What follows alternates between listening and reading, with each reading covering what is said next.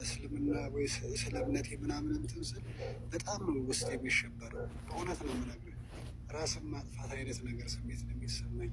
የምጠቅሳቸው የምትናገራቸው ነገሮች ሌላ ቦታ ደግሞ እኛ ራሳቸው የእኛ ኡስታዞች ራሱ ሲናገሩ አንዳንዶቹ ከራሳቸው ኡስታዞች ከኛ ራሳቸው ኡስታዞች ሁለቱም ኡስታዝ ናቸው፣ ግን ይከራከሩባቸዋል። ለምን ቁርአን ላይ የተጻፈውን ሐዲስ ላይ የተጻፈውን ተጽፏል፣ ለምን በሸፋፈን ምናምን አያስፈልገው ምናምን እያሉ ሲከራከሩ ምናምን ብዙ ጊዜ እሰማቸዋለሁ። እና እውነት እኔ ሃይምሮ ልክ አይደለም መሰለኝ። የምር በጣም ያንተ ልክ አለመሆን ሳይሆን ምንድነው እሱ ኡስታዞቹ በጣም ይዋሻሉ። በተለይም እዚህ ቲክቶክ ላይ ያሉት በጣም ነው የሚዋሹት። አንደኛው ሌላ ይላል፣ ሌላኛው ሌላ ይላል፣ ሌላኛው ሌላ ይላል። አሁን በጣም ከምታሳዝነኝ እኔ ሀናን ነች። ሀናንን እንዳገፏት በጣም የምታሳዝነኝ ራሴን ላጥፋ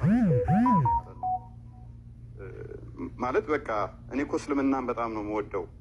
እኔ ከእስልምና መውጣት አልፈልግም፣ ግን የሚጠቀሱት ነገሮችን በሰማው ቁጥር ራሴን ለማጥፋት ነው የማስበው። በቃ ሰላሜን አጣሁኝ።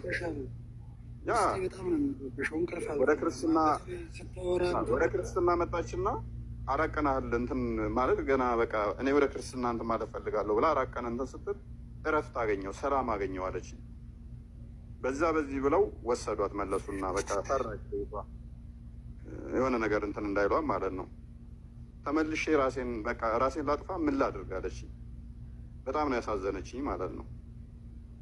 አይደል እኔ ክርስቲያን መሆኗ ለመሆኗ ሳይሆን ሰዎች ራሳቸው ማጥፋት አለባቸው ብዬ ስለማላምን ማለት ነው። ሰው በራሱ ላይ ራሱን ሊያጠፋ አይገባውም። ሳሂህ ቡኻሪ 6982 ላይ ነብዩ ራሱ እንደዚህ አይነት መንፈስ ስላለበት ራሱን ለማጥፋት ተራራ ላይ ይሄድ ነበረ። ሳሂህ ሙስሊም 450 ላይ ሌሊት አጋንንት ዘውት የሚሄዱት ነበረ። ቅድም ሚስራ ስትናገር ሰምታችኋታል። ሚስራ ታዋቂ በደንብ ነው የሚያውቋት። ሚስራን ረዥም ዓመት ቲክቶክ ላይ የቆየች ነች። ሌሊት እንቅልፍ በስርዓት እየተኛው አይደለም ስትል ሰምታችኋታል። አጋንንት በጣም ነው የሚጫወትባቸው እና ጸሎት አድርጉላቸው። ከእንደዚህ ከትብታብ ከታሰሩበት እንዲወጡ ጸሎት አድርጉላቸው። ወደው አይደለም ባይዘይ ከይቅርታ ጋር ኢስማኤል ውስጥ አካውንት ውስጥ ገብቼ ሳይ ሪፖስት ያደረጋቸው የክርስቲያን እንትኖች ናቸው እና አካውንት እንትን ነው 40 ፎሎወር ነው ያለው፣ ግን ሪፖስት ያደረካቸው ነገሮች እንዳለ የክርስቲያን ሆኑብኝና እንዴት ነው ይሄ ነገር? እስኪ እኔ 8 ወሬ ነው እንትን ካልኩ እና መዝሙር ያሬድ የሚባል ልጅ እና ኤፍሬም ማን ነው የሚባል ልጅ እሱ እንኳ እንትን መሰለኝ